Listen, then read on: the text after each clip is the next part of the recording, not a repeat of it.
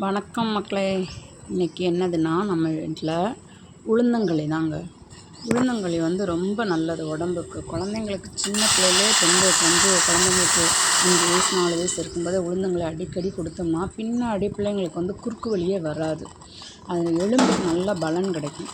அதனால தான் உளுந்தங்களி அடிக்கடி சாப்பிடணும்னு சொல்லுவாங்க. இதுக்கு என்னென்னா, கருப்பட்டியை ஃபஸ்ட்டு நல்லா கொஞ்சோண்டு ஒரு 1/4 கிலோ கருப்பட்டி எடுத்து நல்லா இடித்து ஏலக்காய் போட்டு தண்ணியில் நல்லா கொதிக்க விடணுங்க.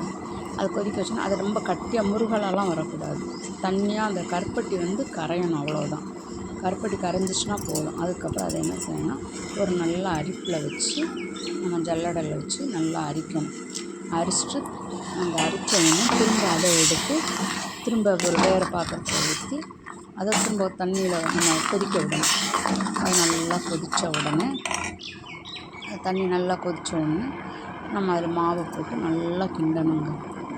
நல்லா மாவை கிண்டினோம்னா அது வந்து கையில் வந்து நம்ம வந்து தண்ணி தொட்டுச்சுன்னு சொன்னால் கையில் தண்ணியை தொட்டுட்டு மாவை தொட்டு பார்த்தா வந்து அது வந்து ஒட்டக்கூடாது. அது ஒட்டிருச்சுன்னா வேகலைன்னு அர்த்தம், ஒட்டலைன்னா வெந்துருச்சுன்னு அர்த்தம்.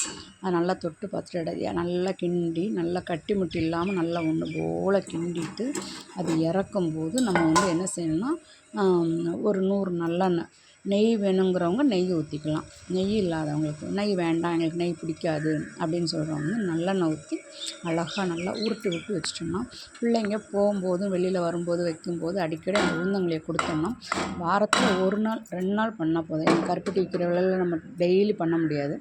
1 நாள் 2 நாள் அதை குழந்தைங்களுக்கு கொடுத்துக்கிட்டிங்கன்னா ஆரோக்கியமாகவும் இருக்கும், உடம்பும் தெம்பாகவும் இருக்கும். நீங்கள் பெரியவங்களும் நீங்கள் சாப்பிடலாம், ஆண்களுக்கும் கொடுக்கலாம். அதனால் அடிக்கடி நீங்கள் வந்து உளுந்தங்களி கிண்டி சாப்பிட்டு ஆரோக்கியமாக இருந்து உடம்ப வச்சுக்கோங்க. அடுத்த நல்ல ஒரு சமையல் குறிப்போடு உங்களை சந்திக்கிறேன். நன்றி, வணக்கம்.